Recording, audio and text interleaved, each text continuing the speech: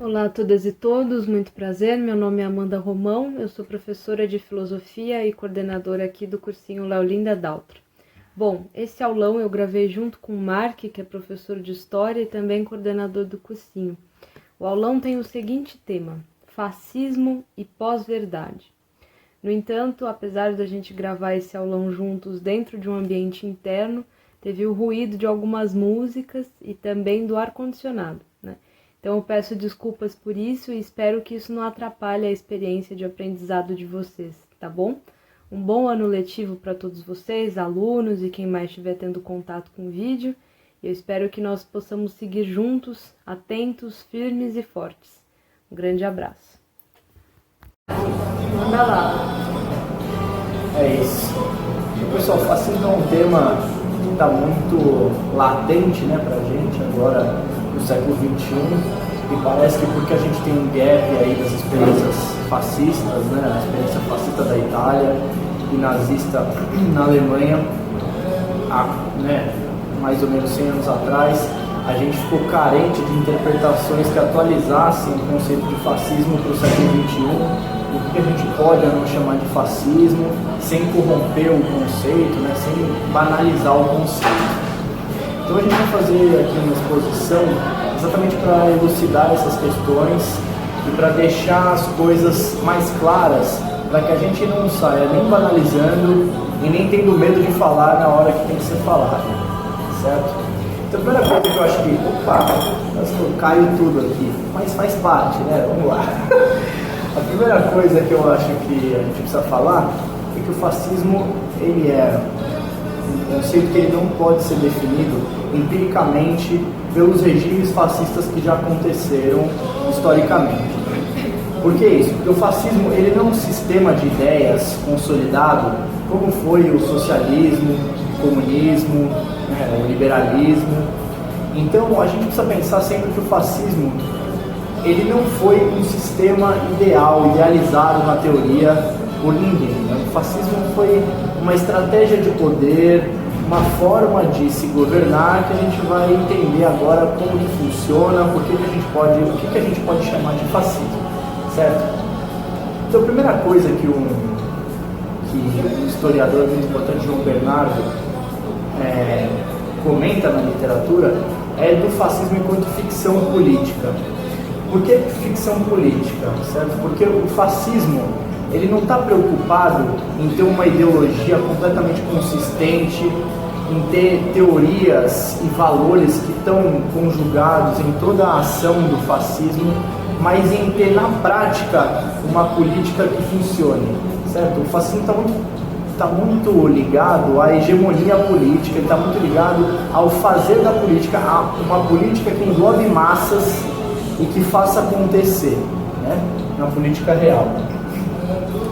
Então, uma das coisas importantes para a gente colocar, que o sociólogo Karl Polanyi falou, é pensar o fascismo, que a ascensão do fascismo sempre vem quando as instituições liberais estão falindo.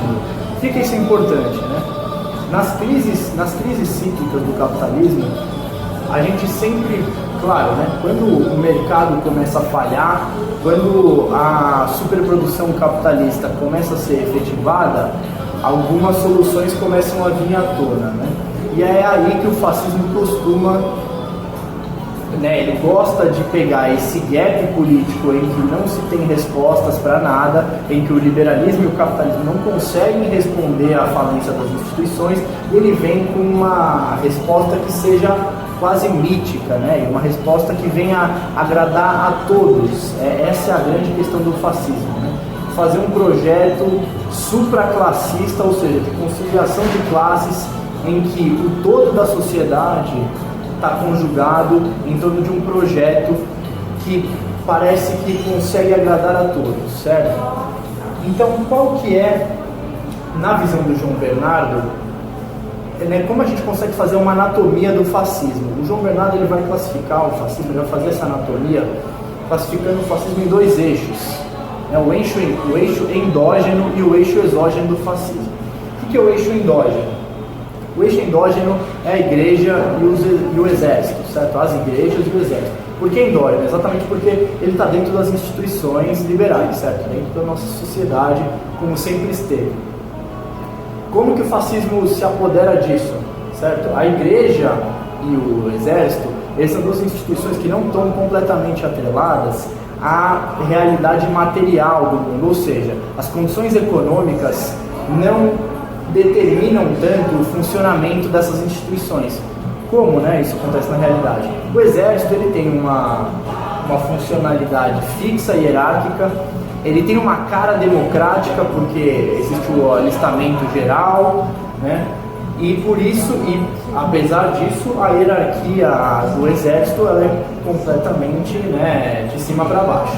Assim como a igreja, a constituição hierárquica da igreja ela não está relacionada à ordem econômica, ou seja, o bispo ele está ali numa posição de poder dentro da igreja, de influência, e não está atrelado à atividade econômica do país e nem ao quanto ele ganha ali dentro dessa instituição. E por isso que é uma instituição que é conservadora, porque ela não está atrelada às condições materiais, então ela é facilmente manipulável, instrumentalizável, né? Exatamente porque ela está fora, não que ela está fora, mas ela não é tão dependente das condições materiais, e é por isso que o fascismo vai se usar disso como eixo conservador do fascismo.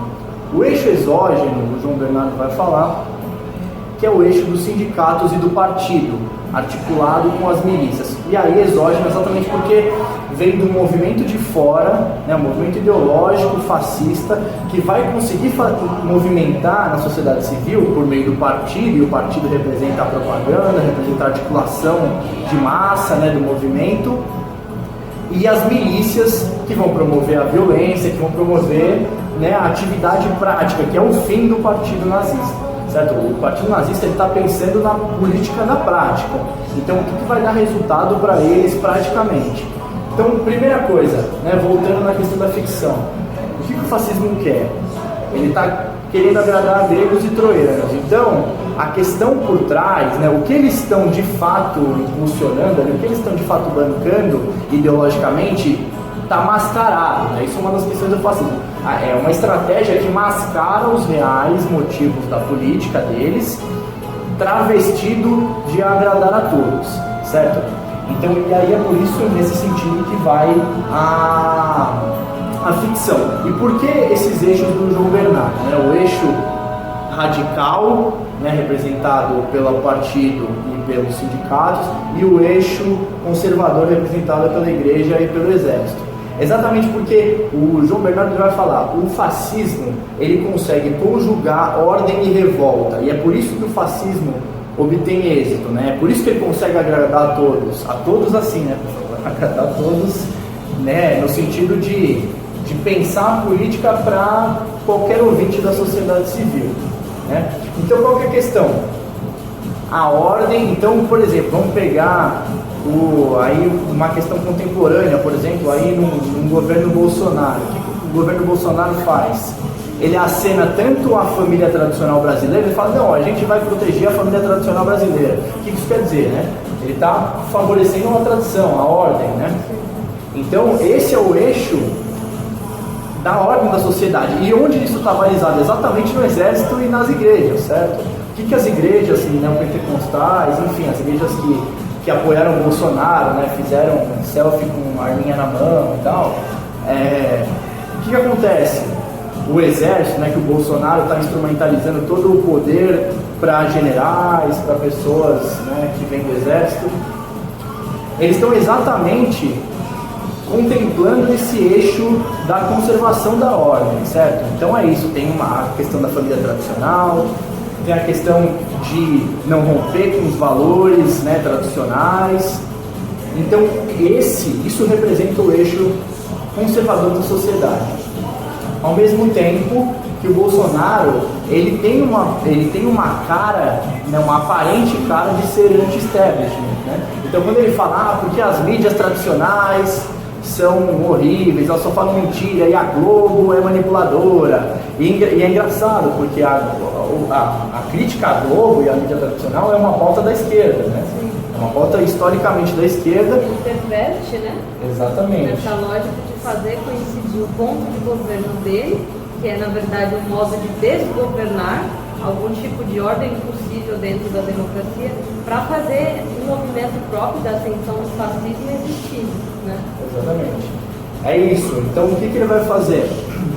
Quando ele está atacando o establishment, é exatamente para isso. Ele está vendo quem está criticando ele consegue cooptar a revolta, né? Isso representa a revolta dentro do governo dele. Ele, de certa forma, né, é pensado como um revolucionário por muitos dos seus adeptos. Então essa é a condição do fascismo, você saber adequar a ordem à revolta, né?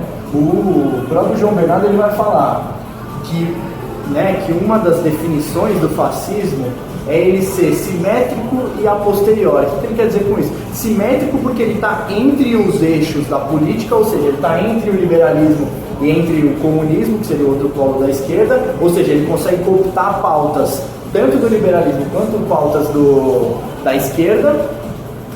E a posteriori porque ele está dentro desse terreno político que já existe, né? A posteriori é depois. Então esse terreno da ordem da revolta já existe, né? Exatamente esse movimento da esquerda, seja a esquerda socialista, uma esquerda social-democrata, e de uma direita tradicional, tanto a direita liberal quanto a direita conservadora. Então o que ele está fazendo, né? Ele está balizando porque ele está jogando para todos os lados, né? Aí a questão vem de conseguir balizar exatamente para ter o saldo político mais interessante. Exatamente. E aí, aproveitando um pouco sobre essa abordagem inicial que o Marco fez, eu queria comentar um pouco sobre o aparelho da linguagem como um dispositivo do Estado, né? Porque é interessante pensar como a linguagem funciona dentro desse sistema de governo, ou como eu costumo chamar de desgoverno. Então, opera captando, né? Capturando, melhor dizendo, quais são os valores de uma democracia e pervertendo esses valores por dentro. E como que a gente perverte um valor por dentro, né? Isso seria um tema interessante para a gente levar lá, se a gente quisesse pensar junto com a ética, junto com a política, com a polis, né? Como que a gente pode organizar uma sociedade? Quem seria a melhor pessoa para organizar uma sociedade? Lá atrás a gente vai ver que seria o filósofo. Mas por que isso tudo mudou, né? E chegando aqui no contemporâneo, que é o nosso assunto, por que isso fica de modo diferente?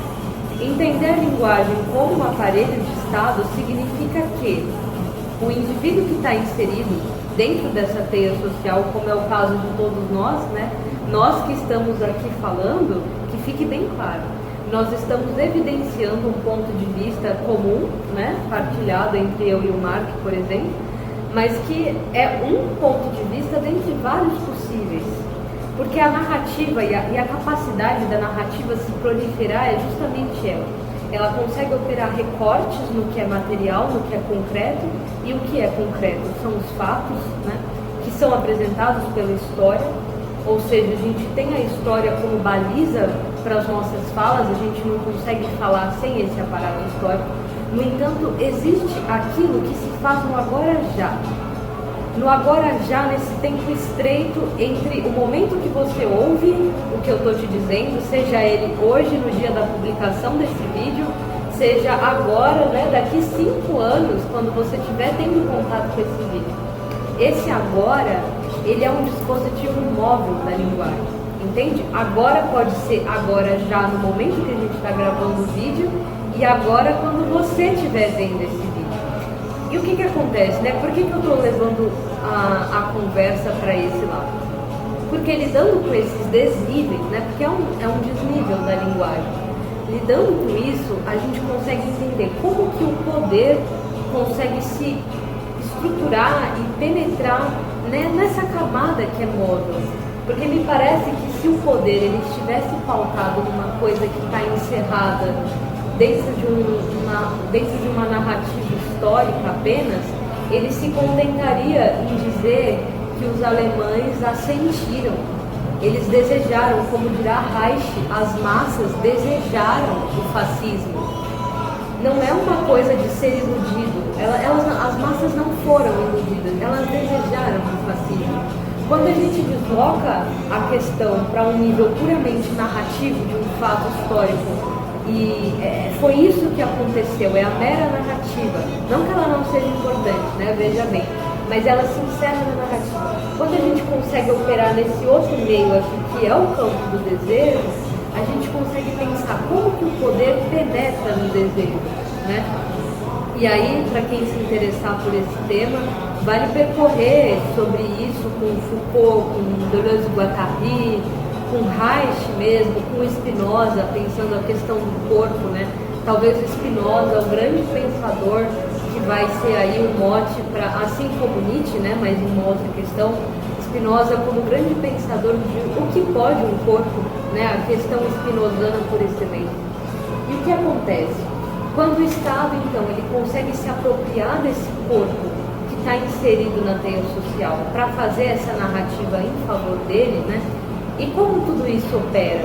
Para a gente não ficar fazendo uma verborragia acadêmica também, né? Como que isso opera? Como que é possível o Estado penetrar dentro da linguagem? Eu queria agora fazer um convite para você que está aí do outro lado da tela me ouvindo, para que você pare e pense. Quando você chega do trabalho, depois de um dia cansativo, depois de um dia longo, o que você faz? Quais são as mídias que você acessa? Quais são os aparelhos que você acessa? Você acessa o celular? Eu imagino que sim, né? Aliás, esses dias eu ouvi de um pesquisador dizendo que o celular, ele não é um aparelho externo, ele é o próprio membro do corpo. A gente acorda com o celular na mão e dorme com o celular na mão, então ele já é parte do nosso corpo, né? Olha que interessante recolocar a questão spinozana a partir daí. O que pode um corpo, levando em consideração que esse corpo agora possui um novo membro, que surge com a ascensão da Revolução Industrial, né? Surge com a ascensão desse movimento, ou seja, que é o celular, é o aparelho eletrônico. E o que acontece?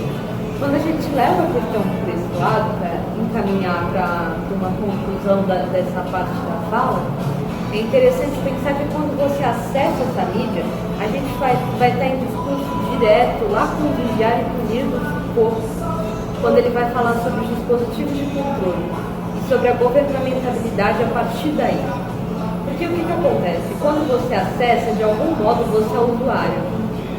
E é interessante porque a gente só usa esse termo usuário para dois casos, para rede social e para drogas, né? Para coisas ilícitas. É interessante pensar como também, e aí só vou lançar a bomba, não vou explorar com vocês, mas é interessante que vocês pensem aí como que a moralidade não está inserida no meio disso, né?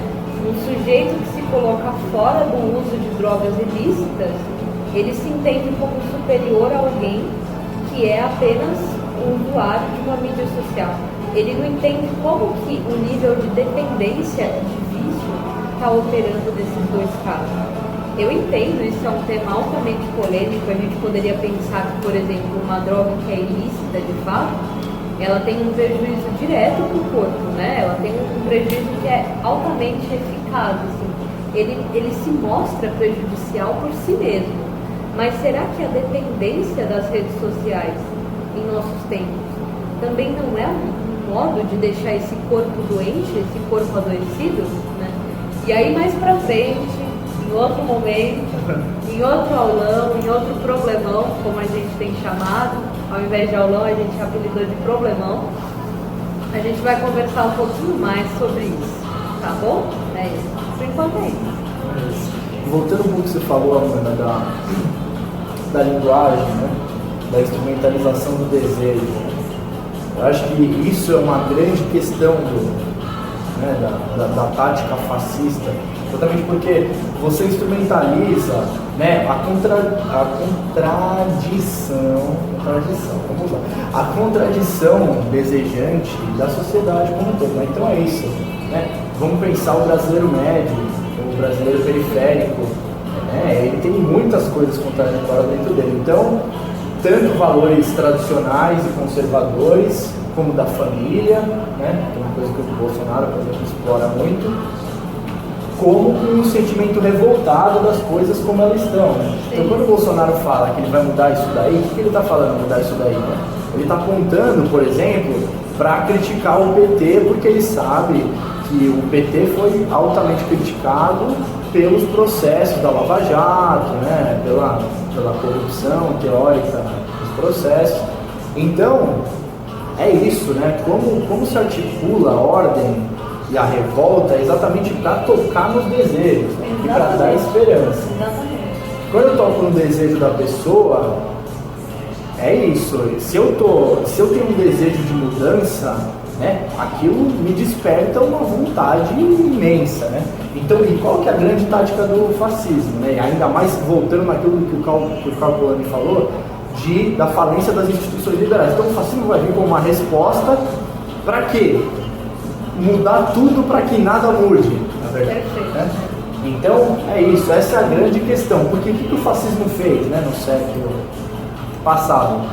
Né? Eles vieram como uma atitude que se botava no meio, então que não era nem tão revolucionário e nem tão tradicional. Então o que eles fizeram? Eles não mudaram o regime de propriedade, e é por isso, né, que eu já concluo aqui, que fascismo não se confunde necessariamente com extrema-direita. A tática pode ser de extrema-direita, porque é muito conservadora e reacionária, mas a direita liberal ou a direita conservadora muitas vezes se utilizaram do fascismo exatamente porque é uma tática de poder, né? Então o fascismo ele não está só na extrema direita, super radical e conservadora, não. Tanto é que um dos expoentes aí da economia do século XX, o Hayek, ele foi um dos grandes, né, idealizadores do plano do Pinochet. Ele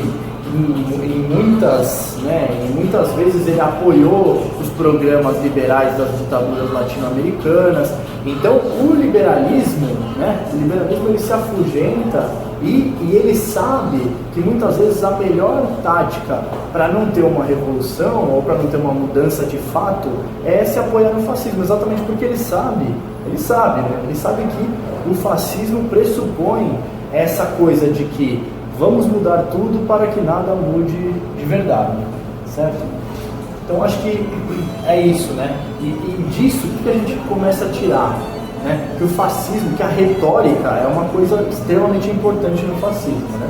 É a estetização da política. Por quê? Porque o que está em jogo ali no fascismo não é o conteúdo do discurso, é a forma pela forma, é a forma que vira prática, né?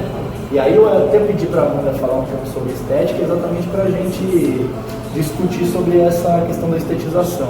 Perfeito. Bom, é interessante pensar que assim, né, se a gente for levar estética no sentido clássico do termo, é inevitável nos remontar aos gregos, né? A forma como os gregos representavam a organização do mundo através da sua mitologia. Mas essa mitologia servia como uma forma de expressar o mundo, como uma forma, melhor dizendo, né, de dotar esse mundo de sentido. Digamos que a finalidade ali estava não na arte pela arte, porque isso é um fenômeno posterior, né, mas estava o sentido pelo sentido, né, estava encerrado naquele tipo de movimento. E o que acontece? Quando a gente entende que no fenômeno contemporâneo, levando em consideração a grande descoberta da modernidade, né, que surge lá com o Renascimento, que é quando o homem consegue descobrir que ele tem uma razão.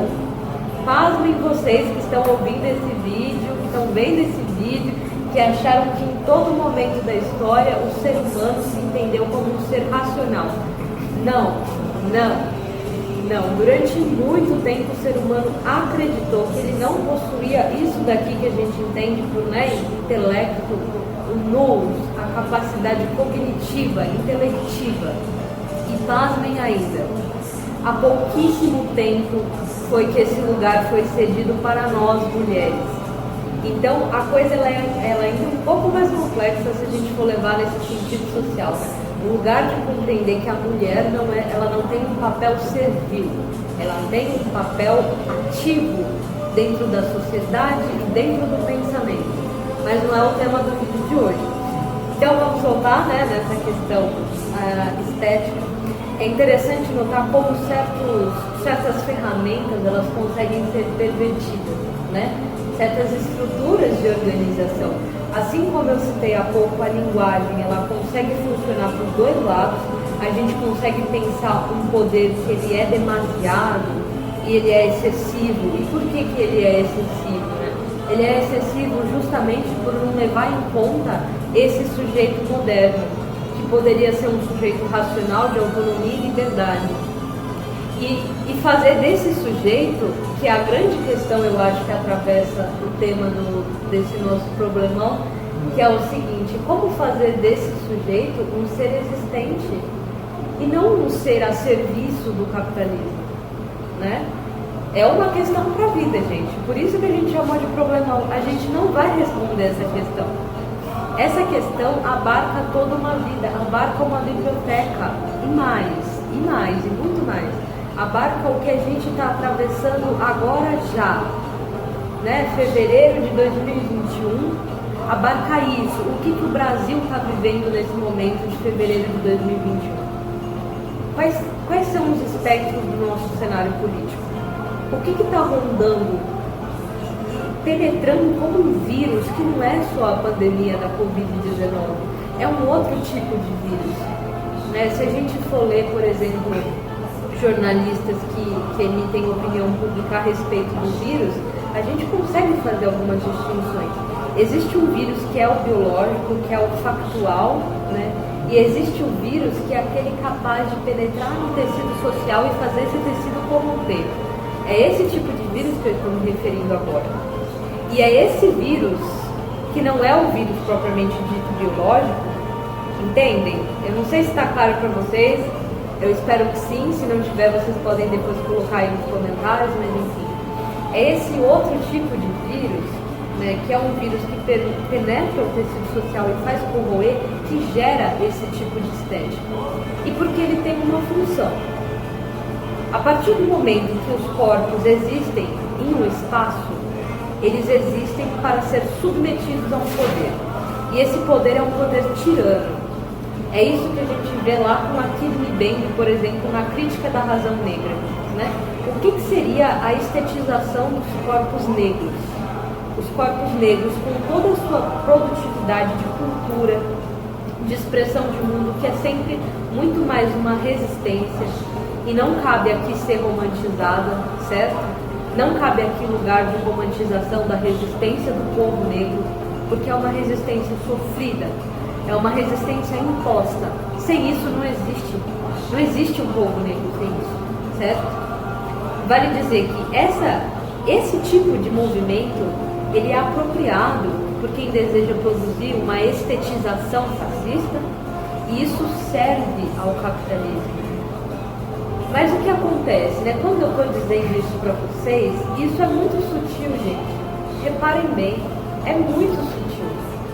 Não é fácil você perceber como uma coisa começa, como você começa, né? No caso, você concedendo espaço nas mídias sociais e em propagandas para as pessoas que são, né, negras, com de repente, ao mesmo momento, melhor dizendo, você usando, a palavra é essa, não vamos roubar palavras aqui, usar essas pessoas para servir ao sistema capitalista, que é de antemão um grande inimigo da vida dessas pessoas, porque é por conta dessa lógica de acúmulo de capital que esses corpos negros foram entendidos como mais-valia, foram entendidos não como corpos, como seres existentes, assim como eu e como você, mas foram entendidos como objetos a serem captados, a serem utilizados.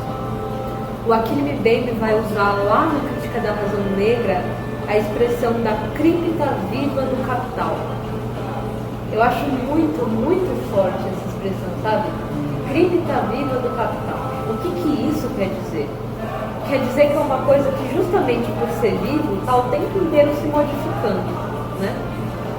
Enfim, então essa estetização, ela passa então pelos corpos, como eu marquei agora com vocês, principalmente pelos corpos negros, usando esses corpos a favor do capitalismo, né?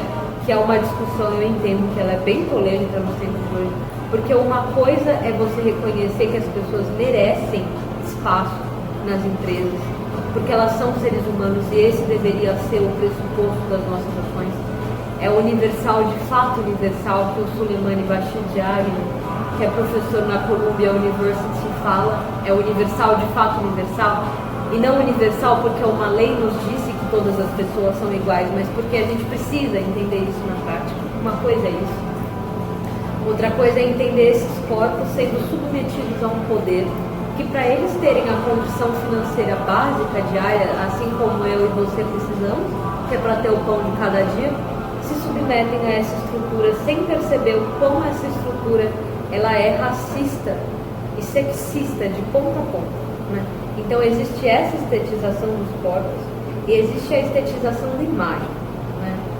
E aí, para finalizar um pouquinho, mas percorrer um pouquinho mais isso que você disse, que é bem interessante, porque o que acontece nessa estetização, né?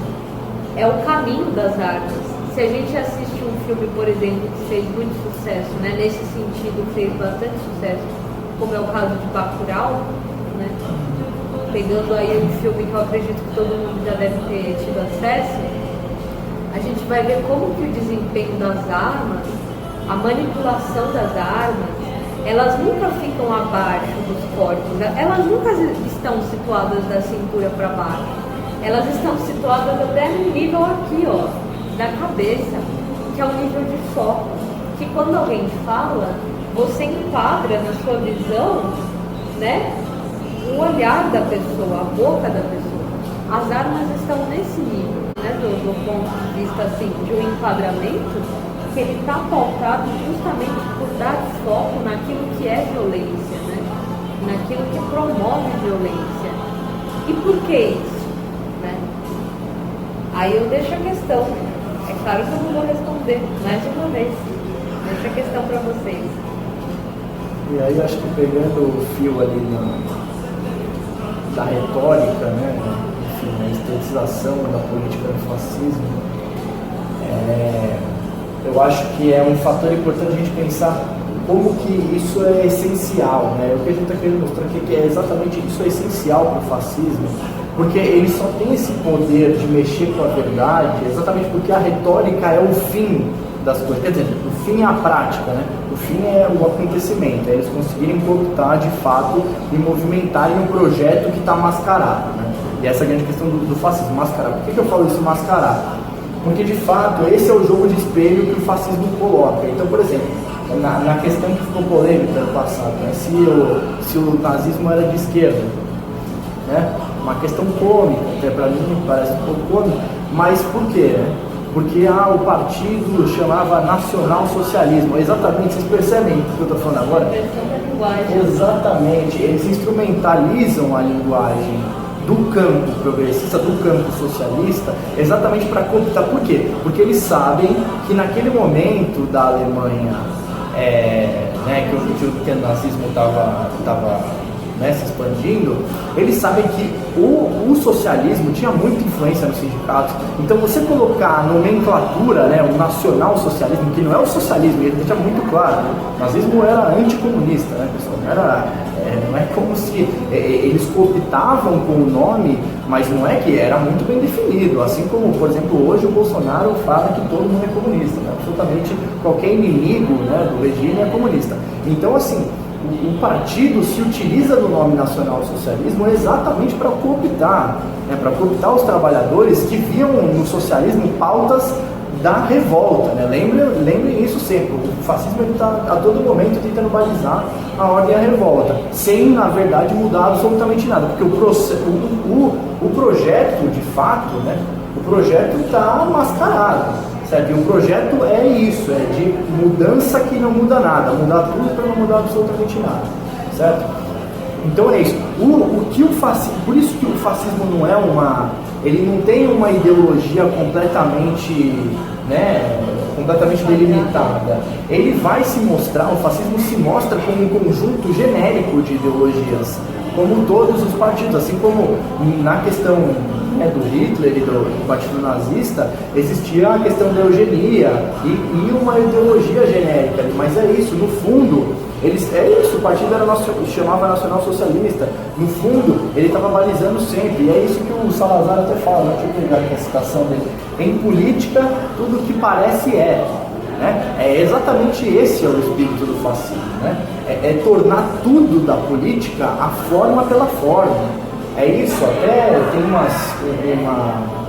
umas citações, uns discursos do Mussolini, em que ele fala, em que ele chama o líder de pintor, né?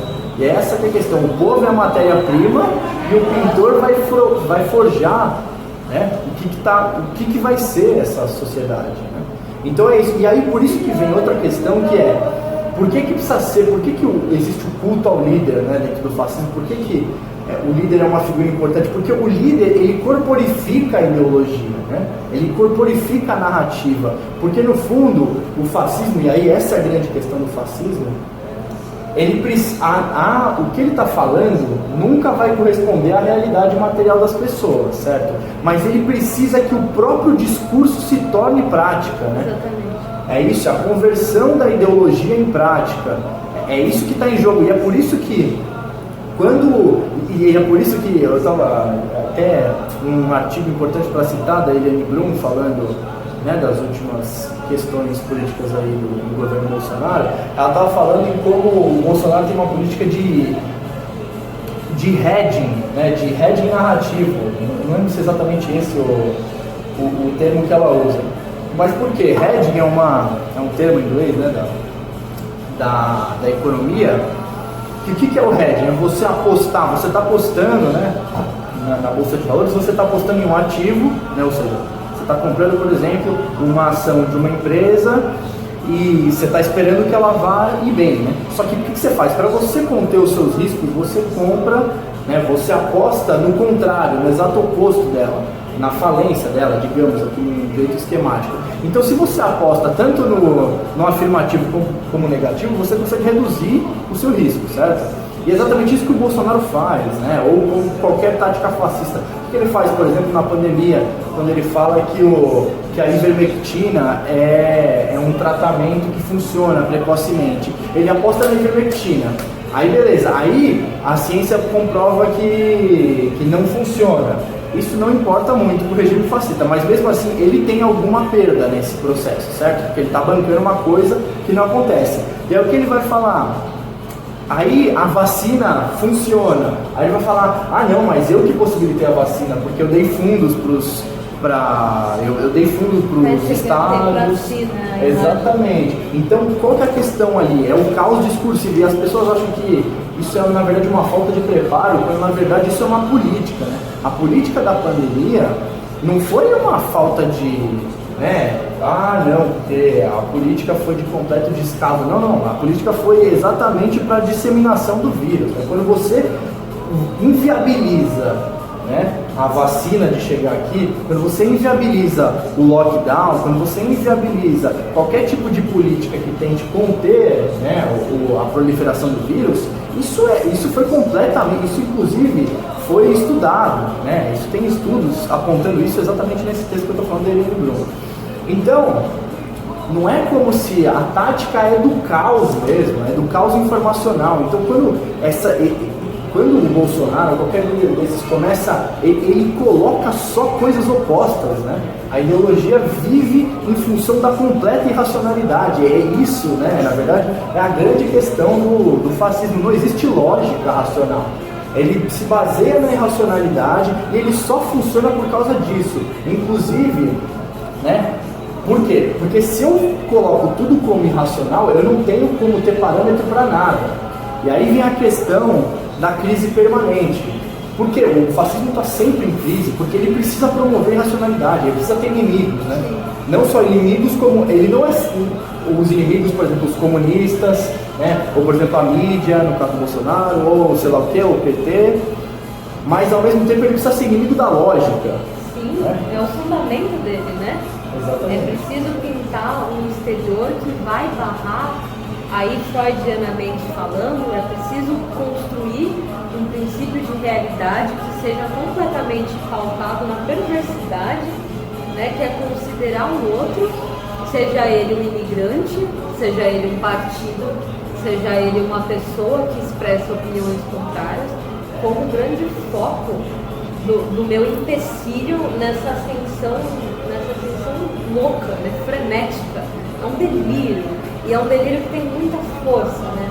Tem muita força. Eu acho importante marcar isso.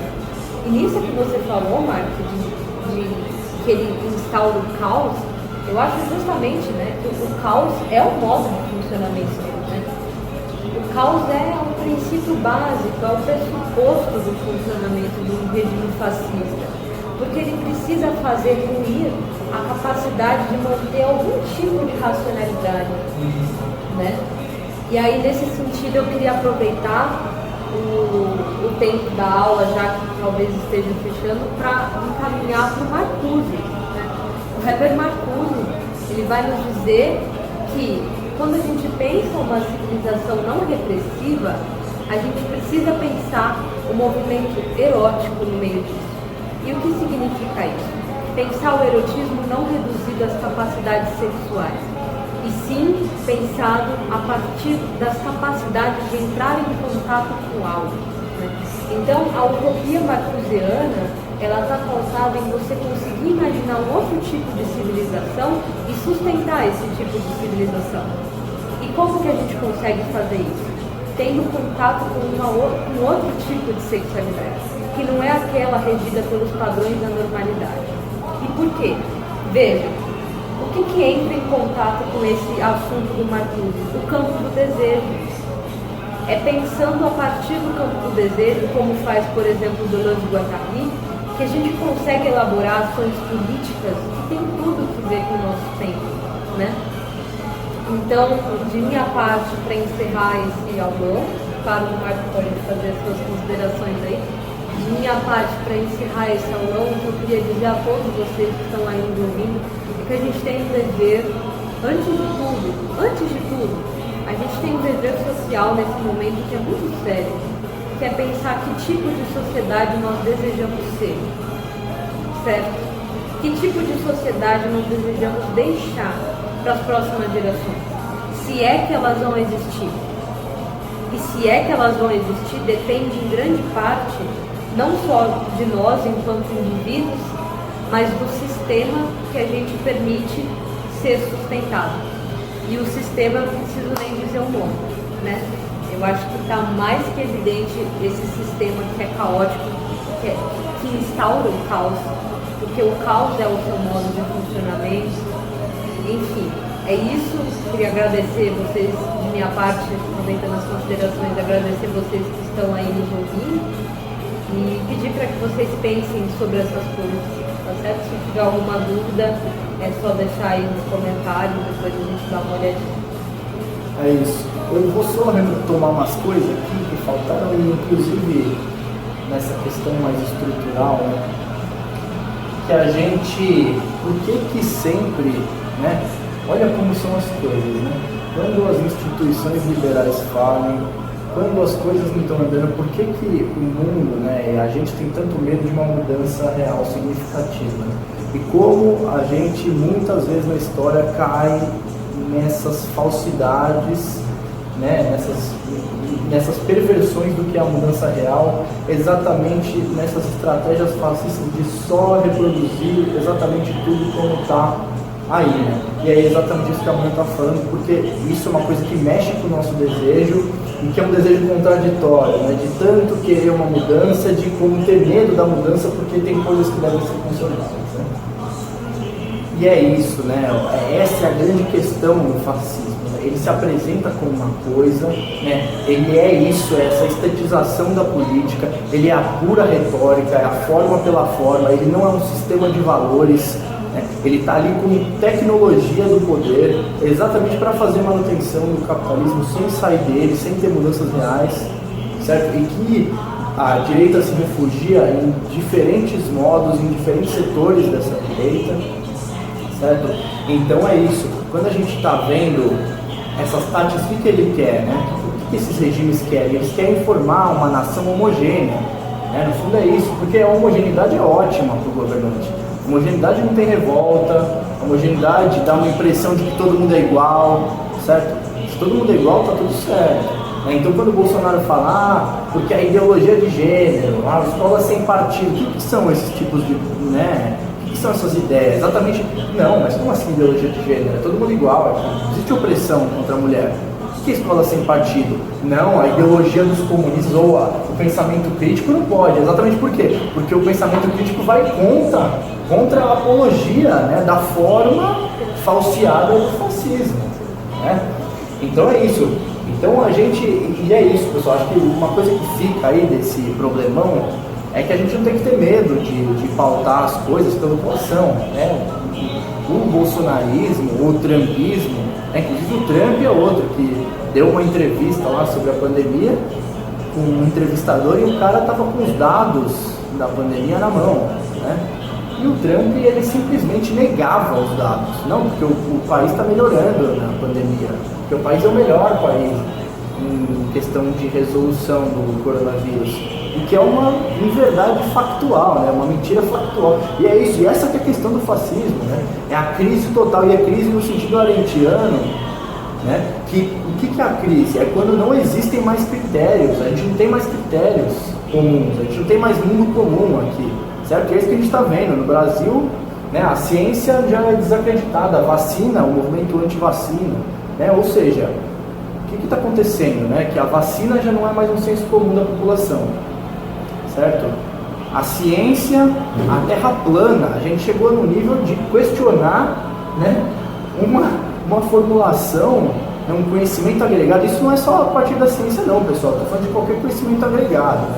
Então a gente pode pegar conhecimentos agregados tanto, por exemplo, de civilizações indígenas ou de N tipos de conhecimento, que não científicos, e que simplesmente estão sendo limados, né, em nome de uma completa irracionalidade. Eu percebo, isso é a tática fascista completa, né? Não tem o que tirar e pôr, isso é fascismo, não tem, vamos ver, não. E aí que vem a questão, né, diferente, né, porque o bolsonarismo é uma farsa histórica. Não é o fascismo, né, como foi criado, né, por pessoas realmente que, por exemplo, essa estetização em que o Goebbels, né, na Alemanha nazista, em que tinha uma propaganda, né, completamente bem estruturada para falsear o projeto. Né. Aqui a coisa tomou uma proporção de farsa gigantesca. Né. Então é isso, o Bolsonaro, na verdade, como ele estetiza fazendo a não arte, né. É a banalização, a estetização de tudo que é banal. E é exatamente por isso que a gente vive a crise de tudo que é comum. Porque tudo que é senso comum, né, ignorante, tudo que é completamente avesso à racionalidade é premiado. Né? Então eu acho que... Fala aí. Verdade. É porque pensando, eu acho que eu pensei alto, né, agora. Sobre essa questão é interessante porque... Você leu meu pensamento, hein? Sobre essa questão é interessante porque existe algo que sim depende da figura do Bolsonaro, mas existe algo que de certo modo ultrapassa a figura do Bolsonaro, né? Ou seja, ele não é também, gente, e fique claro, ele não é o centro de todo o mal. Se a gente eliminar o Bolsonaro, a gente eliminou todo o mal. Isso é uma completa ingenuidade, não funciona assim. O movimento fascista, ele é muito mais complexo do que isso.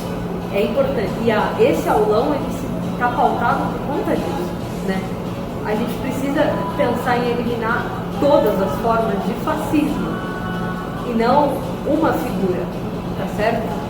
Eu não quero que vocês saiam desse aulão achando que eu estou falando que depois disso, né? Que eu e o Marco a gente está falando que depois de eliminar o Bolsonaro a gente vai viver num paraíso. Ao contrário, vida é luta, né? Vida é luta. A gente está em constante luta. Se uma pessoa te chegar apresentando um sentido de mundo, uma visão de mundo que não contempla a luta, duvide. Tenha espírito filosófico, duvide disso. Esclarecimento. Exatamente. Não dá pra gente pensar em um único sentido. Mas enfim, era isso. Então, pessoal, acho que é isso. O que fica aí nesse aulão é a gente... Aulão não, né? Problemão. Esse problemão, na verdade, é um grandíssimo problema que temos aí. Eu acho que a gente tem que pensar em tudo isso com muita... né? Porque a gente costuma normalizar o que a gente está vivendo, né? Sim. É isso, claro, todo tempo histórico, a gente nasce nesse mundo, a gente normaliza ele, a gente acha que as coisas estão ok, e não é porque... né, as coisas não foram exatamente como aconteceram antes, que a gente não tem que avaliar pelo que elas são, certo? Então é isso, acho que fica aí o problemão sobre o fascismo. Espero que vocês tenham gostado e até a próxima. Até a próxima, gente. Só para fechar com literatura, porque adoramos literatura. Como diria Guimarães Rosa, o que a vida quer da gente é coragem. Então vamos arregaçar essas mangas. A gente segue junto enquanto movimento social pela educação popular com todo orgulho possível. A gente não vai parar essa luta, tá bom? É isso? Um grande abraço, beijos e até a próxima. Tchau, tchau.